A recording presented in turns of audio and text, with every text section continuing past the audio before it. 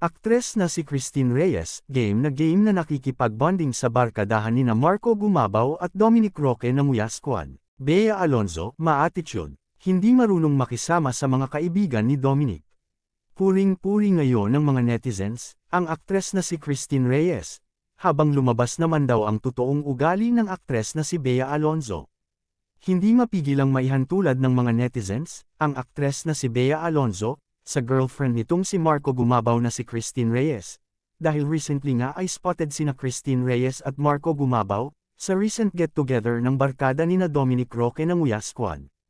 Kahit hindi pa masyadong matagal ang relasyon nina Christine Reyes at Marco Gumabaw, ay makikita talagang marunong makisama ang naturang aktres.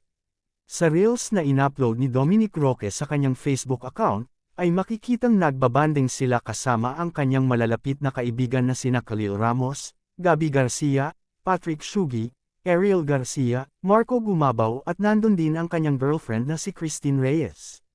Makikitang nag-e-enjoy ang magkakaibigan dahil matagal na rin daw, simula nung huling magkasama ang mga ito.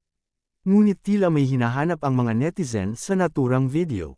Pansin ng netizens na wala sa nasabing get-together ang girlfriend ni Dominic Roque na magiging asawa niya soon. Simula kasi daw ng magkarelasyon sina Dominic at Bea, ay hindi nila nakitang nakipag-bonding ito sa mga close friends ni Dominic. Hula tuloy ng netizens, baka totoo nga na may attitude problem itong si Bea Alonzo. Ayon sa kanila, kaya daw iniiwan si Bea sa kanyang mga naging karelasyon noon na sina Zanjo Marudo at Gerald Anderson, ay dahil daw may attitude talaga ito.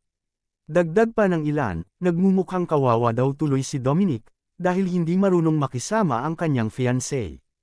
Ilang taon na rin kasi simula nung magkarelasyon sina Bea at Dominic, pero hindi pa nakikita si Bea na sumasama kay Dominic.